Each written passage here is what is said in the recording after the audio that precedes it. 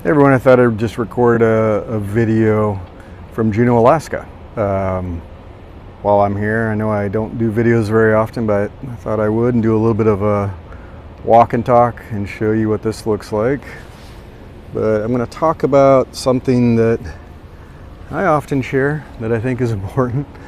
It's that whole inside champion thing again.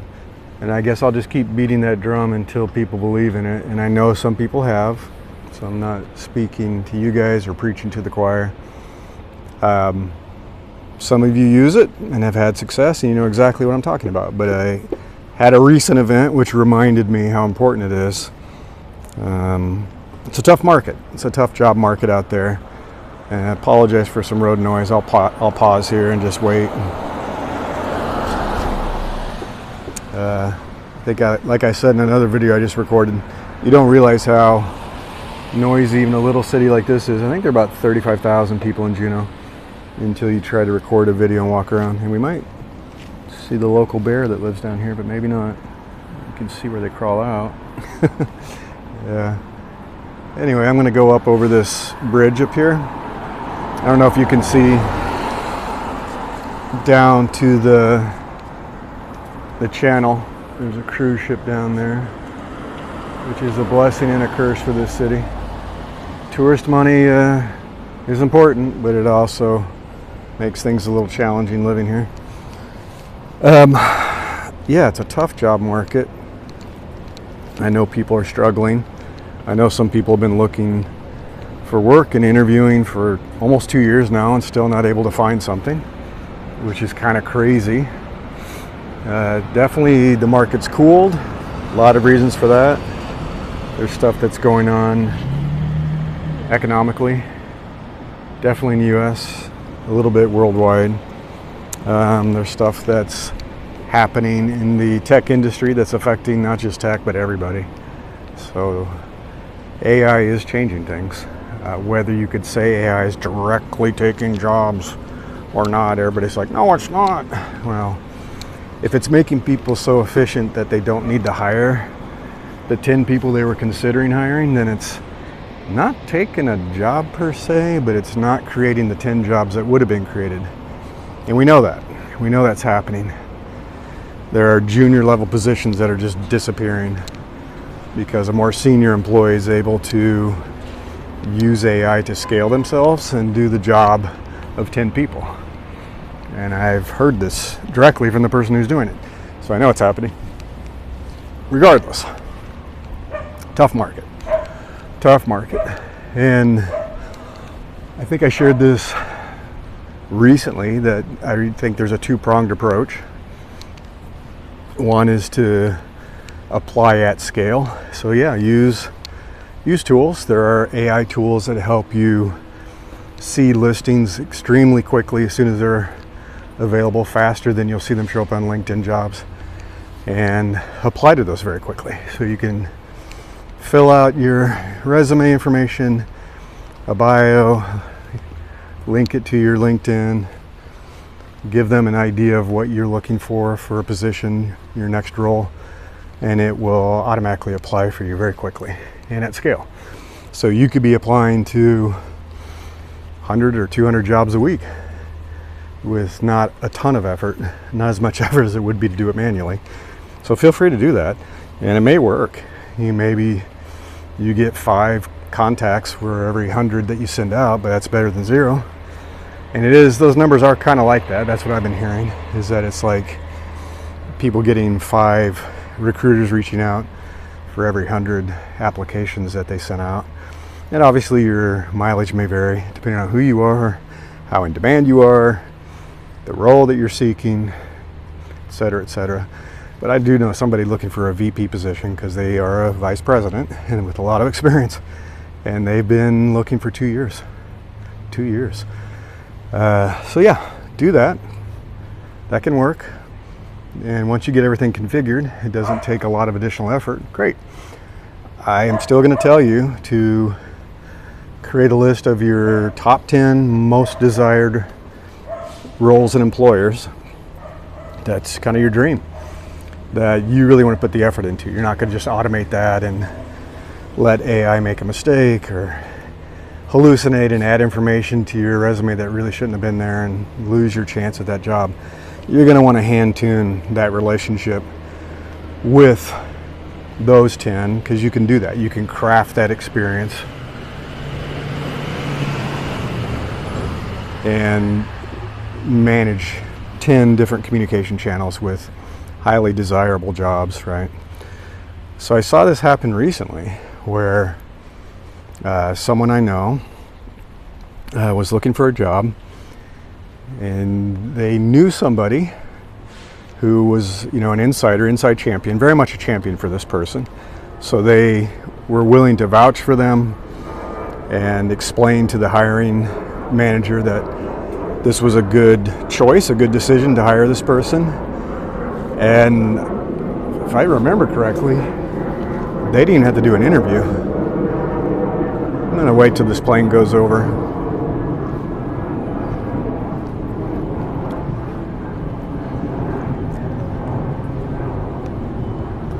Yeah, they really didn't have to do an interview. They just had to respond to the hiring manager, reaching out to them saying, oh, there's a seaplane. Look. No, I swear I don't have ADHD. Okay, yeah, I do. Seaplane. They're cool. They just had to say, yeah, I'm interested. I'd like to take this job. That's really all they had to do. And then they're doing the application process. So filling out the paperwork right now. And I think they're going to start, let me think, what day? Monday. They're going to start on Monday. Very fast process. No interview. Fill out the paperwork, start on Monday. Contrast that with people that I know went through 6 months of interviews to get a job at Google. And people who've done that for 6 months and didn't get a job at Google. That's right. Because they didn't know anybody in the company. And those companies have very strict policies, right? Very strict hiring policies. So it changes depending on who you're wanting to work for, obviously. But this inside champion thing absolutely works. My God, I don't know how many times I have to explain this. And I know I say it to people like, is there a way to do this without networking, without talking to people? It's like, do you want a job or not? Yeah, there isn't a way to do this. You don't build relationships with people by avoiding communicating with them. Yeah, you can't avoid it. If you want people to know who you are, trust you, vouch for you, put their own reputation on the line, you're going to have to talk with people and get to know them. And so there's different ways to do this. Obviously, one is connect with people that already know you. There are people in your circle, your expanded network, that know you from school, they know you from previous jobs, they know you, they know the work you're capable of doing, they like you, they know you're a good person to work with, and they're willing to vouch for you. They're willing to stake their reputation on you getting hired, because it is a risk. If you screw up, their boss is going to be like, I thought you said this person was a good hire. They're a complete jerk. They're rude to everybody. They're not going to do that. So you know people who like you and like working with you and will vouch for the quality of your work. You know them. If you don't know anyone, I have some bad news. Maybe no one has been brave enough to tell you this yet, but maybe you are not a great person to work with. Maybe you are rude, maybe you're condescending, maybe you're lazy, maybe you're just not that good at your job. And I'm sorry, but that is true for some people. Not everybody is 100% the best at their job. Not everybody is a delight to work with. So if you're struggling and no one will vouch for you, no one wants to work with you, no one that you're connected to is like, yeah, sure, I'll help you. And if no one's willing to do that, that should tell you something. Now you've got some work to do. You really do. You need to work on yourself, invest in your skills, build your knowledge, improve your reputation. I wrote an article about repairing your reputation after it's damaged.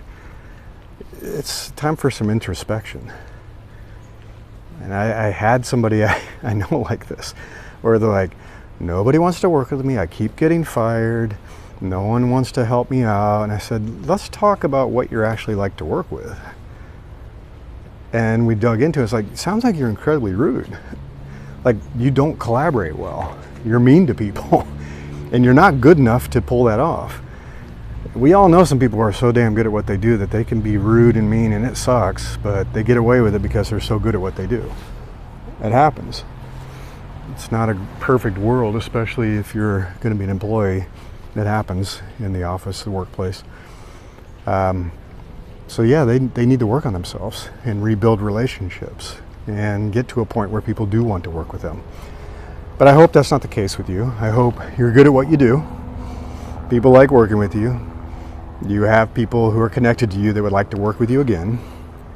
And they can be your inside champion. They can pull you into a company. They can streamline the process. They can coach you. And I've had that. I never had to apply cold for any of my Silicon Valley jobs. And if you've heard that before, you can just kind of tune me out. But if this is new for you, no, I didn't. You know, I worked at IBM, Apple, eBay, Yahoo. I was a consultant, worked with a lot of companies in Silicon Valley, and it was all based on relationships.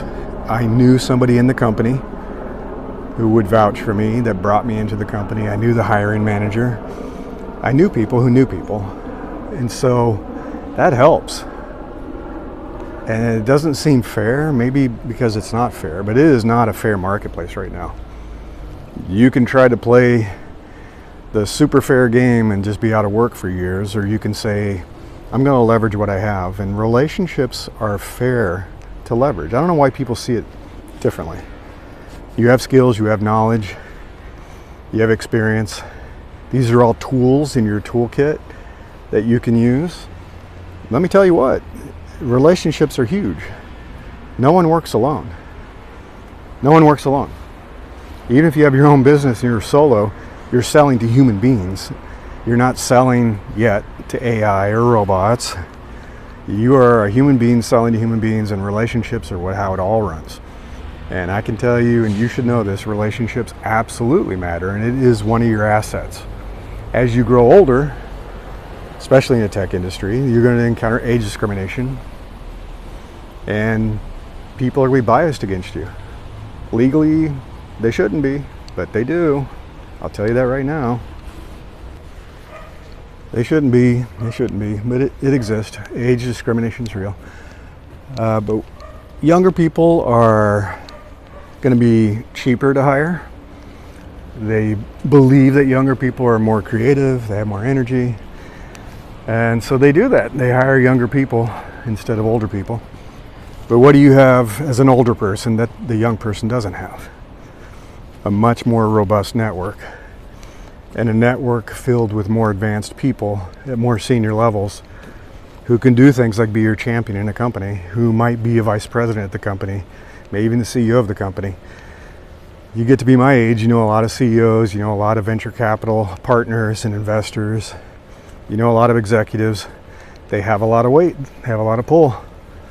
And so when you say, hey, I think you should interview this person, they're really great, they're super nice, easy to work with, look at their resume, really talented. That gets put on top of the stack because now it gets rid of a barrier that exists with all hiring. So one of the things that happens with hiring and screening resumes and all this stuff is that you don't know what's behind the resume. You don't know the truth. You can do some background checks, reference checks, but if you don't know that person, you really don't know what they're like to work with. And that's a huge, huge factor because no one really enjoys working with brilliant jerks. They just don't. And I get a lot of people that would reach out and say, hey, do you know this person? They look great on paper, but I'm worried.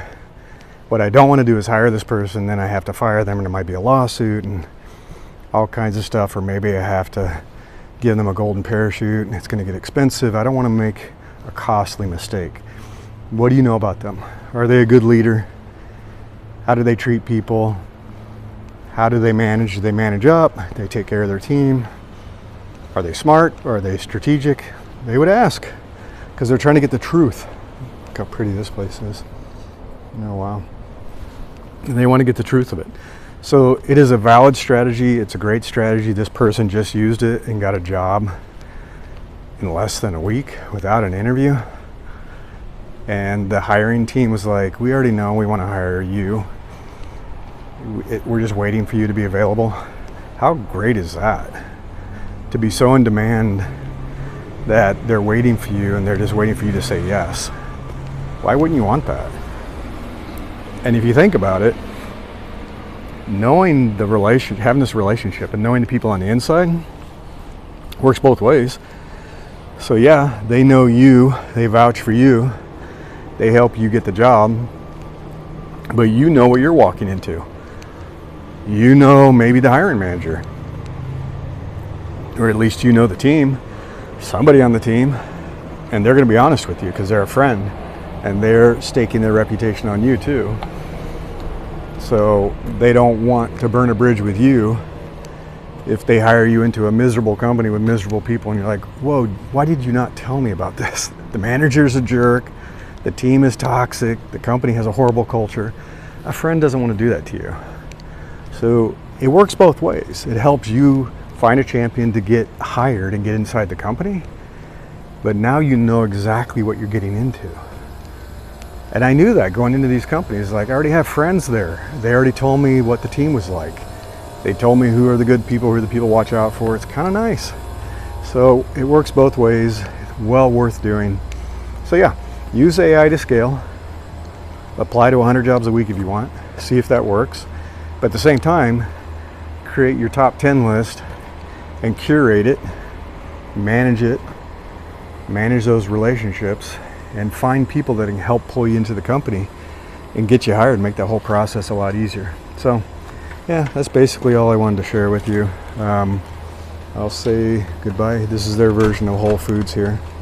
I'm gonna go get something. All right. So yeah, I'll be in Juneau for the rest of the month. I'm online a little bit, not a lot, because I'm doing a lot of hiking and going places where there's no signal. So I'll check in as much as I can. So if you have any questions, you want to set up a free call, you want to talk with me, you can go to newsletter.invinciblecareer.com. You can always find a way to get in touch with me. All right, take care.